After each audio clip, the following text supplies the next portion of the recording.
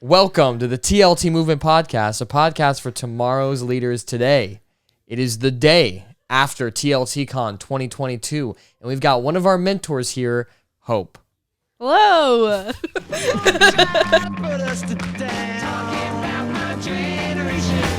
Anything challenging is going to be hard. And so what? Hard could be the new fun.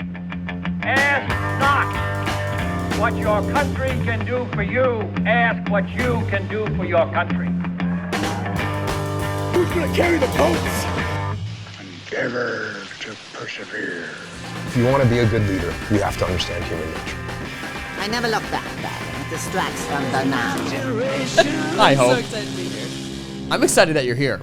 I think this is going to be a very, very interesting episode. Yes. I've known you for many years. Yeah, this is true. And yet at the same time, every time I talk to you, something else unfolds where I'm just like, oh my gosh. It's a little surprise. I didn't realize how cool Hope was. Yeah, thank you. So Hope, I want to get to know how you got to this position, how you got to the place where you're at TLTCon, being a mentor.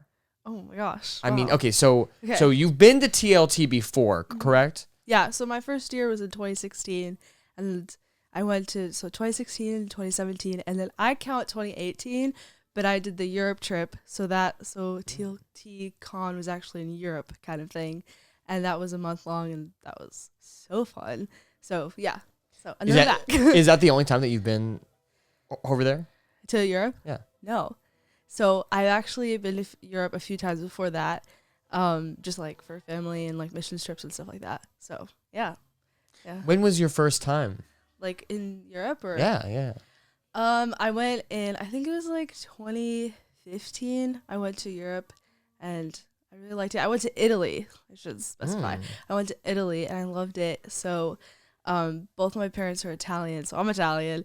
So we went and it was so fun, and we did like everything you could think of. Like we did Rome, we did like the gardens or whatever, like just so magical. Or whatever. Yeah, just Italy. Wow, So, that's really, really cool. So Yeah. you've gotten to travel the world. yeah, I've been on a few mission trips, and I'm like super, super passionate about like missions and traveling and like serving other people, whatnot. And so yeah, my first mission trip, I think I was 15, and we went to Mexico. I feel like that's so like the homeschool, like every homeschooler or like youth kid Rite of has- passage. Yeah, you're going to Mexico. Mission trip first, Mexico. So loved it, but I never thought like, oh, like missions is gonna be my thing until I went, and I got to just like see what it was like, and loved it. It was great. I got to like help out in orphanages. We built a house. It was great. Wow. And then I think it was 2017. I went to Colombia again with my parents, and it was their mission trip, and they were doing like a doctor thing, whatever, like chiropractic, which is kind of fun fact. So your parents or parent is a chiropractor. Yeah, my dad's a chiropractor. And our parents met in school. Right. And so we've known each other since we were in the belly, but we just didn't know it until 2016. Right. Wow. Isn't It's crazy how full circle it all comes back around. That is crazy. Yeah. So okay, let's take a step back. Okay. You mentioned you were homeschooled. Were you homeschooled throughout the entirety of your life, or was that just a little season? My whole life. Oh, Yeah. My parents were nice. like homeschooled. And I was like, okay. And it was all four of us. So my oldest is Zach, Alex, me, and Sarah, all homeschooled for whatever to now we're in whatever. college. Yeah. Cool. Okay. Yeah. So how did you enjoy homeschooling? I actually hated it.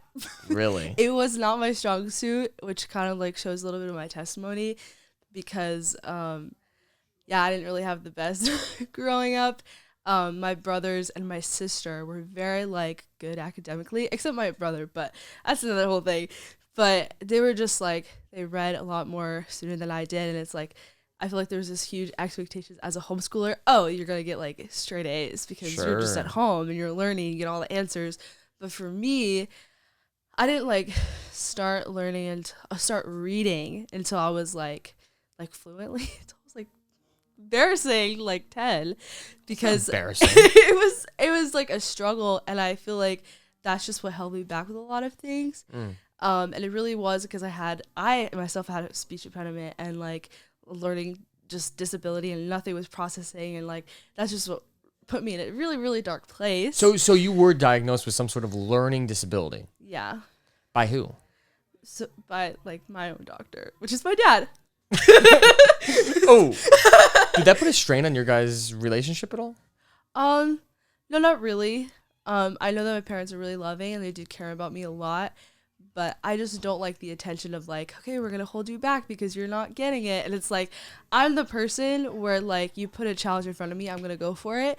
But if you're holding me back because of something I cannot do, it messes me up so much. So this affected your psyche throughout you learning in school. You may have had some negative self-talk. Oh yeah. Oh my gosh. For the longest time, until I was about like 15, 16 years old, I had like terrible depression because Really? it held me back. Like a lot of my friend groups were younger because I was like, in homeschool group, like I wasn't hanging out with those older kids that were my age. It was like the younger kids because that's the grade that I was in, and like love homeschooling, but it's like it's shown in like homeschool community that you're held back because everybody's like so close knit, and that just was really embarrassing and like made me feel even worse for myself because now all my friends knew that I was struggling with something that I just like couldn't handle or have control over. So that was really hard. So what was some of that negative self-talk? Like what did that sound like? Oh my gosh. So it was a lot of like, yeah, I can't do this. Like, you're not good enough. Like, I've had like people in my life even tell me like, you're just want to let you know, like, you'll probably never be able to go to college or write a good essay because just this is such a huge thing. And like, No way. it's never going to happen for you. And I don't want to put anybody like say any names, but like that really hurt because like as a young person, you see all your friends or even your siblings do all these amazing things and you be told, you're probably not going to be able to go to college or even finish high school. So just like get what you can done and then just figure it out. So for me, it was like, okay, so then I'll just be a missionary. I'll do like these little small things. And like as a joke, I would tell myself, okay, so I'll just like get married and like make chicken for my husband, which is so rare because I don't even eat meat now. And so like I was so negative about myself, and I allowed people to be negative towards me. And like in a sense, like just people just kept speaking death into my life.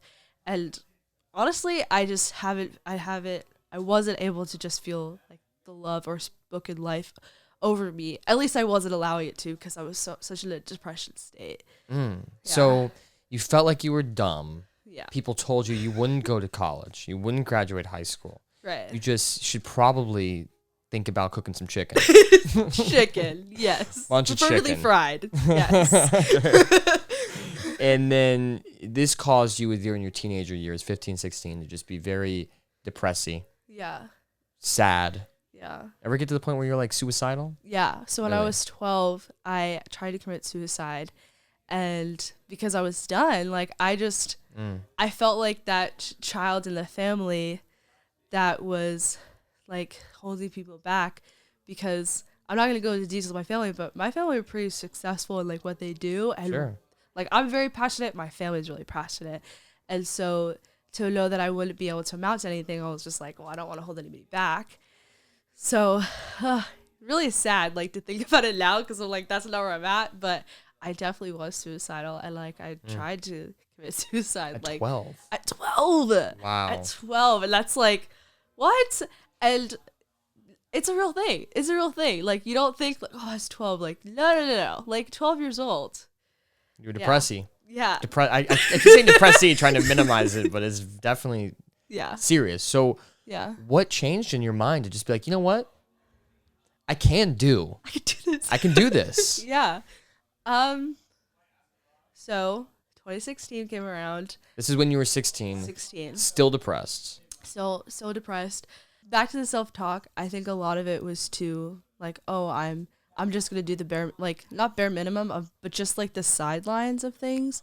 And I again just felt that my purpose in life was to stay on the sidelines and just to support other people. Like, I was not that person that was gonna be on stage, or not that person that would like pursue a passion. It was just to support other people.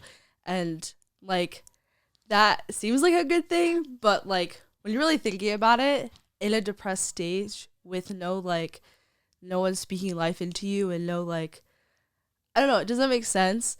So 2016 came around and my mom was like, Inage, Dr. Andrea has this camp you should go to.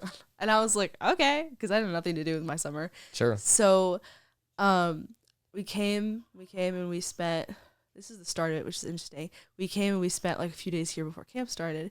And I was very much Inage, whatever you need. She was like, okay. And I did dishes. I cleaned the house. And I loved serving other people. Sure. So and I was like, oh my gosh, thank you. You know what I mean? I was like, yeah, duh. I love doing this stuff. So then I went to camp and I remember it was one of those hard nights where they were asking really deep questions and they were just stand up if you feel this way or what makes you just stop to speak up or feel you don't have the right to be in that position, stuff like that. So I raised my hand and I was just honestly, because what if you just feel you're not good enough? Or what if you just, don't feel called to do stuff like that? And Dr. Jeff was like, what do you mean? What are you talking about? And I was like, well, because I just personally feel I'm not meant to do those great things. I'm meant to stay. He's like, what? And he's like, I see you do amazing things. You literally came into my house the other day for the first time. You just cleaned and you were so sweet. And you were just willing to do something that nobody does. And you're you have such a servant's heart. Why wouldn't you want to do these amazing things? And I'm I don't know. It's that pre-installed program in your brain telling you that you can't, that you're not enough and you can't be enough. Right. And so I just remember, I believe her name was Erin, I forgot, but she just stood me up in front of everyone. I felt so embarrassed. She stood me in front of everyone and she's like, I want you to say this. She did this whole tapping thing. She's and say, I am beautiful. And I was like, what is going on? So I was like, this is so stupid. But I stood up and I was like, okay, I am beautiful. And she's like, louder. And I was like, what is good? Okay. And I was like, okay. And I was like, I am beautiful. And I kept going louder and louder. And and to the point where I just was bawling and that was coming out of me. It was just crazy mess. And people were trying to comfort me. And Dr. Jeff was like, no, she needs to break through this and know she needs to speak life into herself because when people are trying to speak life into you, it sometimes just goes in one ear, not the other, because you're not believing it for yourself. So just after that night, I just felt this huge awakening and just this just something came off my chest, this huge burden of just so much death that I was speaking into myself.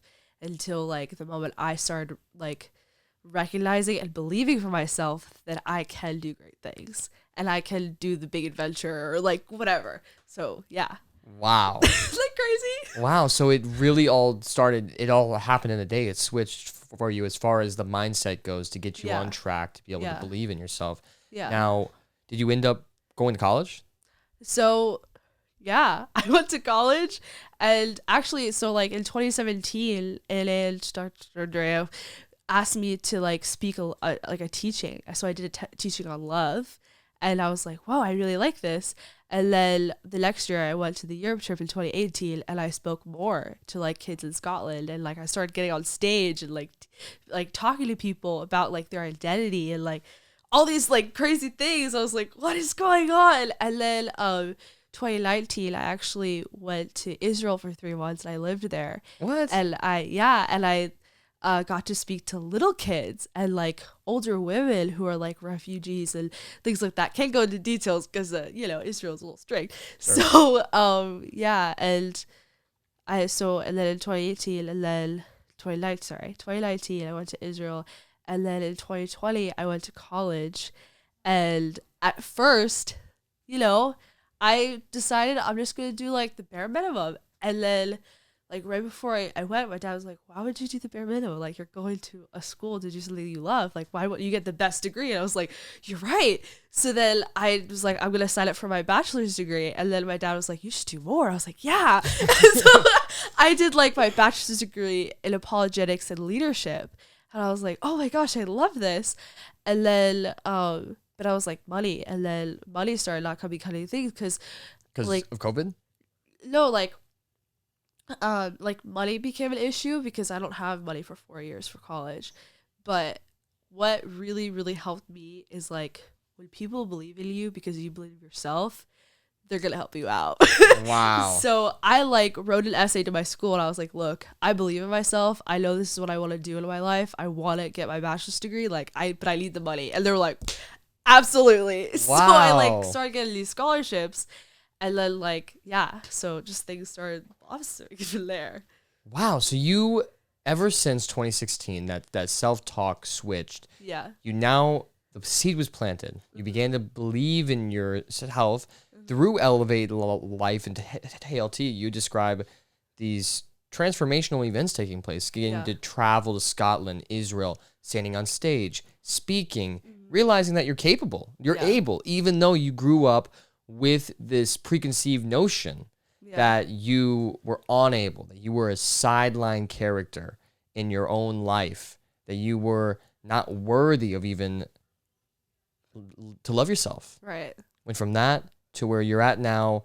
Every time I talk to you, wait, I have to ask. Okay. So during camp, Okay. you did this exercise Oh my gosh. where you did like a boot camp on the pier, where it was like a fitness themed year this year, and so you brought a group out there. Actually, you brought everybody out there in different groups, and you were like a sergeant. Push up, sir! Yes, everybody, right down! Your team disrespected me, that means he disrespected you! Like instructing them to drop down, give me 10, all this stuff, right? Yeah. You were so good. You sounded like a real sergeant. Wow. How did that come about? Like were you involved in military stuff at all? Martial arts stuff? How did that? Yes, I was involved in martial arts, but I honestly do not know where it came from. Sarah was supposed to do it, one of the mentors, and I was just like talking to her, and I was like, you should do it this way, and she's like, no, like you sounded so good. So I just like did it, and I just went with it. I was like, this is so fun. Yeah. So I honestly don't know where it came from, but it was really fun to do it. That was just a character? Yeah. It was Oh just a my character. gosh, it was so believable. I'm like, this was Hope in the Army? What's going on right now? Yeah. So tell me about your martial arts upbringing. When did you start? I started, oh my gosh, I think I started when I was like 4 or 5 years old. My parents just wanted to put us in. Like all four of us, all my siblings, we went in, and it was just like one of those things because I'm from Brooklyn, so we just like my parents wanted us to be able to defend ourselves, and also to learn how to just not only protect ourselves but kind of know our worth and know discipline and know honor and know respect for each other, but also like for yourself because you need to respect yourself. Yeah. So yeah, and I did it until I was like 19. I did it for a long time, and I love it. I love my family over there. Hodokan Dojo. Yeah. Nice. So, do you think martial arts helped lay the foundation for your confidence? Yeah, absolutely. Because I feel like just as, at least for like the dojo that I went to, they're very like family oriented. Like the people who run the dojo are all like family.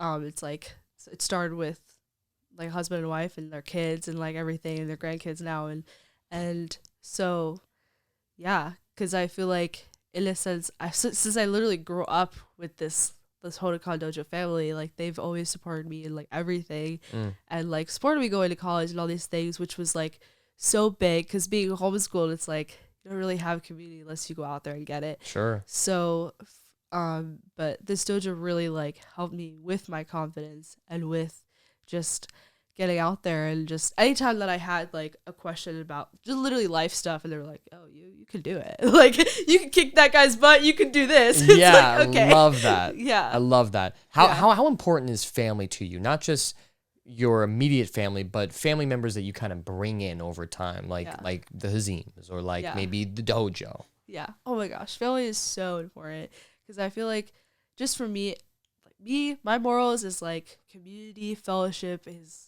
like the base for everything. Because like if you don't have that, you're alone, and that sucks. And I don't think you could really like live off of that, you know. And Yeah.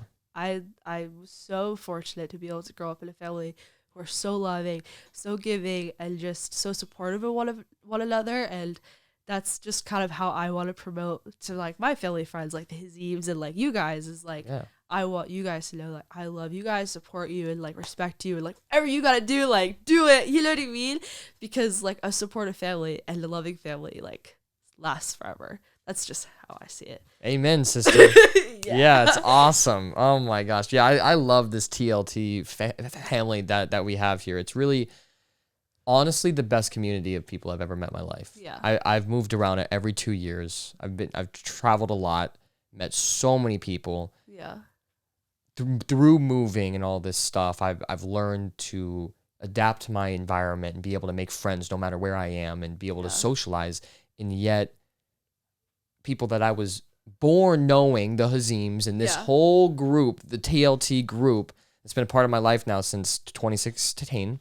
Right. I mean, it really is the most consistent, loving, truly loving people. Yeah. And I just love this community where I get to hang out with people like you, and we're all so encouraging to each other. And it really makes me so happy to know that it's not just me. It's in the sense of, it's not just me that TLT has helped so much, but to hear your story as far as, I mean, you were even raised in this dojo environment, but yet it was still a struggle. And to go to TLT and have such a breakthrough for you where it affects your life like it has mine, it's cool because we're in this together. Like it's very cool. Very true. And so every time I talk with you, you're talking about how you live here, how you do this, how you go there.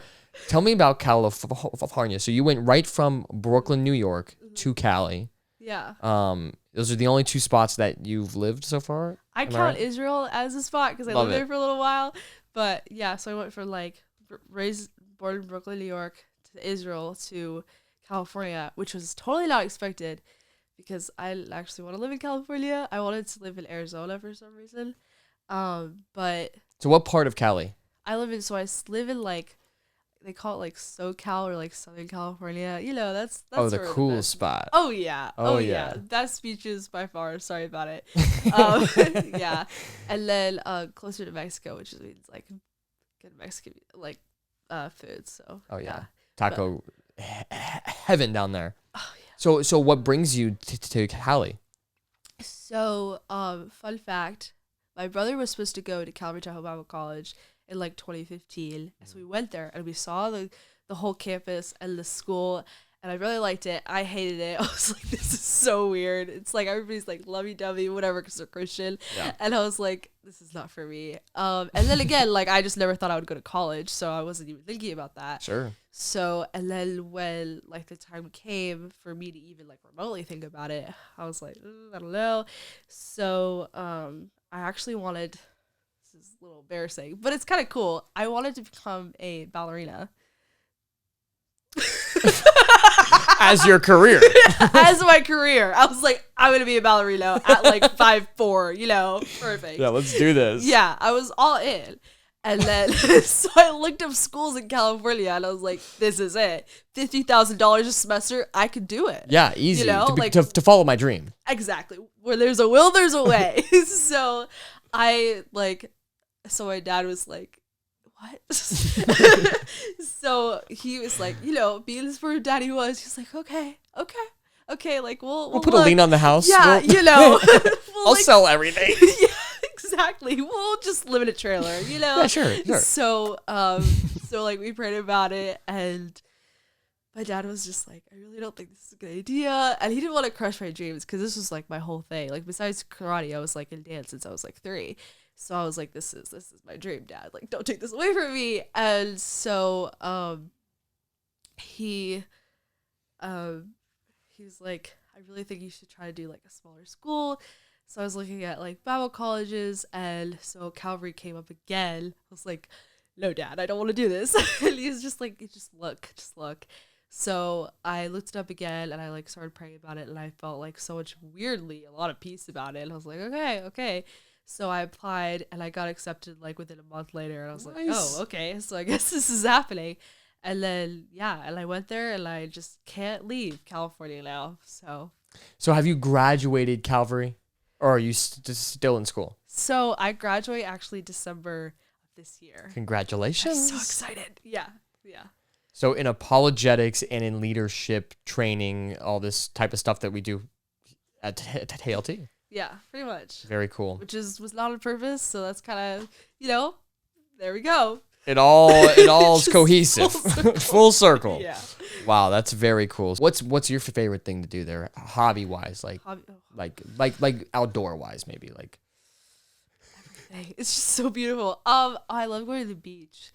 There's a beach called Carlsbad, and it's so nice. It's like such a touristy place. Sorry about it, but like the beach seems like a private beach at the same time, and then around it is like really good, like food and stuff like that. And then I'm also like close to San Diego, which a lot of people know of. Nice. So I like that. Would you go as far to call it Carl's Good? Yeah. So dumb. Oh my gosh. So you're in college, Calvary, Yeah. California, meeting a lot of cool people, I'm assuming, right? Oh yeah. Yeah, lots of cool folks. Oh yeah. At camp this year, at conference this year, you were laying down some tracks. Yeah. I'm like, Hope, you could be a DJ. You said, I was. Yeah. Tell me about being a DJ. Yeah. Oh my gosh. So like, the Lord, he does things. So like, I was like, I want to be a DJ. So I was like praying about it. Actually, I wasn't. I just wanted to be a DJ. So, so like, I went to Ashley Wingo, and she was a part of like getting the banquet and everything ready. And I went to her in the beginning of the semester. I was like, hey, like, can I find a DJ for you? And she was like, yeah, sure. So I went to like my church, and like my church, Reliance, they have like really good DJs there. So I was like, oh, like, yes. So we'll ask them. So I asked them, and like each one of them were like, no, like we can't do it that day. Like, sorry about it. Like, no. And like little by little, I was like, can I just be the DJ? So I went to her and I was like, so unfortunately we can't find anybody. And I just think like, what if I did it? I'll learn. I'll like search YouTube. I just like preached it to her. I was like, I don't know what the other word is, but it's just like, I told her, I was like, I can do this. She's like, okay. Cause it was the day before. Oh my gosh. So You're like, trust me, tonight I'll watch all the YouTube Yes. videos. I will learn how to mix that track. Absolutely. So that's what I did, and which was really best because it was also finals week, but we won't talk about that. So I like Supposed to be like studying on your test, and you're just there like watching some guy on YouTube be like, all right, so this is how you. yeah. And then I Wow. was like, okay, and then Genesis 1:1. Okay, good. Yeah. So it was great. And then yeah, so I just like learned, and I called up like anybody that I could that would just give me anything. And luckily I was able to get a good playlist and learn some really cool things about Spotify, which I Like what? So like Spotify actually has this setting where it's kind of like a DJ setting, which now I feel bad because for all the real DJs out there, You're about to expose them. yeah, like literally it's like two settings on a Spotify playlist that will basically like mix and like I think it's like merge or cross fade the songs. Yeah. Where it's, so I was like, oh, this is the best thing ever. So that's what I did. And I called myself a DJ. And like I think that counts. So Sure. You're crossfading songs out here. Exactly. You're a DJ. yeah, amen. So it was so fun. And they gave me like a whole booth and like a sound system, and I loved it because I also really love AV, so I have like a whole like side thing with that. Yeah. So it was just like my dream, living my dream, being a DJ. Wow, that sounds very fun. How long Yeah. did that last? A day. Oh.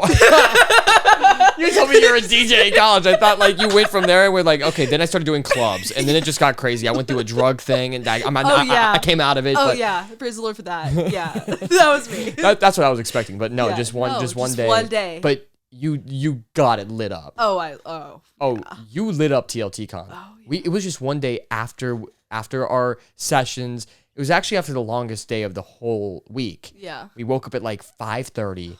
We got done with our final talk at like 10, 11? Yeah. People were falling asleep. They were passing out. They were so tired. Yeah. And then DJ Hope got up there, started laying down a track. Yeah. Everybody in the room turned up for like an hour. We have so much footage of people going crazy for a whole hour, jumping, sweating, carrying each other, doing all these dance moves, making a circle, doing flips, doing all this stuff. It was crazy. It was epic. Yeah. And DJ Hope. DJ Hope. And we actually did a dance party the night after, like an official one. Yeah. Didn't even come close. Yeah. I'm not gonna call out the DJ that came, but it was no DJ Hope. Let's just say that. Yeah. So you went from being a child. Amen. Who, Keep going. who didn't like herself too much. Yeah. Thought she was dumb.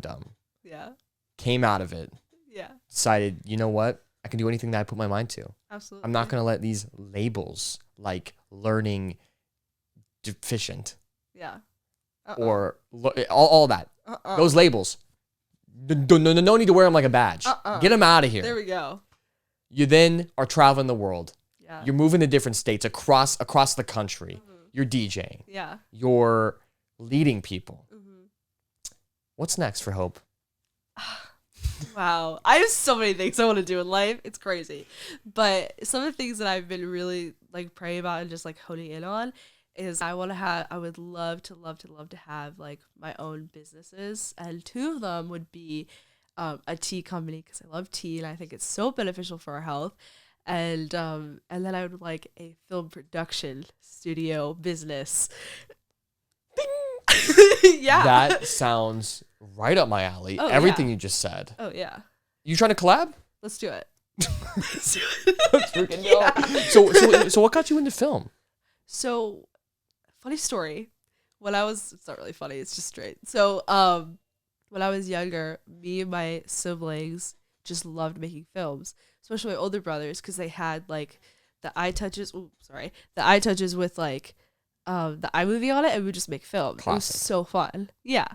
And then when I was about 15 years old, I literally went to my mom. This is embarrassing. I was like, Mom, I want to have a YouTube channel. She's like, okay, sweetie. Like, she didn't know how to like be like, you know.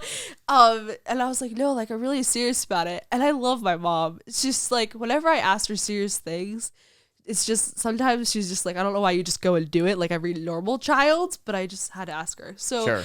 I asked her and I like prayed about it for a year. And I was like, yeah, this is what I'm doing. So when I was 16, I started up the YouTube channel called Having Hope. It's a good title. It's a good name. And I just started like making film and editing and I just like loved it. This is what I'm going to do for the rest of my life. Do you still? Yeah. Really? Yeah. So I made fast forward. I was like vlogging and like doing all these like fun videos, edits, great. And every year since I think like 2016, I have like this year in review recap that like my family sees every year, and it just like you can see like the progression of how good I get. Yeah. Not to be little, but like come on. Yes. So I love it.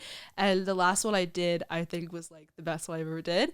And then also this year, I made my first official like short film. Get out. Yeah. And I like directed it, I filmed it, edited it, like everything. I did it. Except like you'll have to see the film, but I had I cannot wait to watch it. We're going to actually link your channel and film down in the description. If you're interested in Having Hope, get in that. Please. Yeah. Click that link. Yeah. So I did that and I loved it so much because just like what you say, like during camp, it's like I love watching people watch my stuff. Yeah. And it's like it was so fun to see all my classmates be like, Hope, like that was really good. And me being like, really? You know, and then it's like, I spent about like 20 hours on it, but I'm glad you think it's good. Yeah, seriously. And then like my mom actually watched it and she was just like, I feel like I'm hyping it up too much. My mom watched it and she didn't realize it was mine. She's like, wow, like this is a really good film. And I was like, yeah, I made it. She's like, what? So it was just like, that was that just made me love film even more. And I was like, yeah, this is what I need to be doing. Oh, that's So, awesome. Yeah. That's so cool. I loved doing short films and vlogs and all that Yeah. fun stuff. But then as I became an adult, I was like, oh shoot, I have to make money now. And so Oh, I started man. filming for all these things. But that is Yeah. really, really awesome. That it's a side of you that I only knew about this week. Yeah. Very cool. Yeah. I think so. You have so many sides to you. You're like one of those 12-sided die. Each time you throw it down, it just gives you a different number, and you're like, Yeah. I almost can't believe it. Is there Yeah. anything else that I don't know about you yet? So you're an army sergeant. You're a DJ. Yeah. You're a world traveler. Yeah. You're able to do anything. You're a confident, amazing young lady. Thank you. Is there anything else that you're passionate about that you are interested in? I mean, you seem to have a lot. You seem like, I don't know. Like I feel very similar to you as far as I have so many passions. I have so many things I want to do, and I just kind of have to choose which one. Yeah. Which I feel like a lot. It's very common amongst our age group Yeah. to be like, oh, I have no idea what I want to do. Yeah. I have no passions, Yeah. and they just kind of chill Yeah. while we're like, hey, let's get this. We're going. we're We're doing. We're going and doing. Yeah. What do you want to do next? What's is there anything more? I mean, I know that you just laid down like you just laid down like 4 people's dreams right in front of me, but Yeah. I really want to get my master's degree in theology and become a professor. I think that would just be really cool to have like that title, Professor Hope. Like, why not? Yeah. So I think that would be really cool. And then just have like work at a college or something. I also I was just talking to Dr. Andre about this today. I have such a heart for missions, and it just keeps coming up over and over and over again. And I would love to become like the ambassador for Elevate Life, the missions director. Wow. And she was like, whoa. And I was like, absolutely. So put me on the board. But so I was like, I don't give you a choice. Sorry about it. But yeah, so I'm just going to keep praying about that. But yeah, I love that. And don't get me wrong. I think everyone should go through TLT Con 100%. I think you should go every 4 years, the whole curriculum, like over and over again. Because it has changed come on. lives. Come on, yeah. Yeah, and evidence of that. But I want to take it abroad, and I want to bring these kids who are passionate about this and just take it overseas. So yeah, I want to do that too. I love that. Yeah. That is so cool. Hope, you are literally probably the coolest person I've ever met. I'm just kidding. No, you surprise me. You shock me every day. Thank you. You are amazing. Thanks. The greatness I see in you. No, we're just gonna do some things. We're just gonna do some things we can't. No, I mean honestly, the greatness I see in you is you are an overcomer. You are a super achiever. You're so passionate. What you just described to me it sends chills down my spine. It's amazing. It's like the fact that it's so encouraging. And I'm sure to people who watch this that feel like they are not enough or they are not able to do things. I mean, Yeah. you are walking living proof that's all mindset. It's Yeah. all what you're telling yourself. And it's Yeah. all what you think that you can do. You can do it.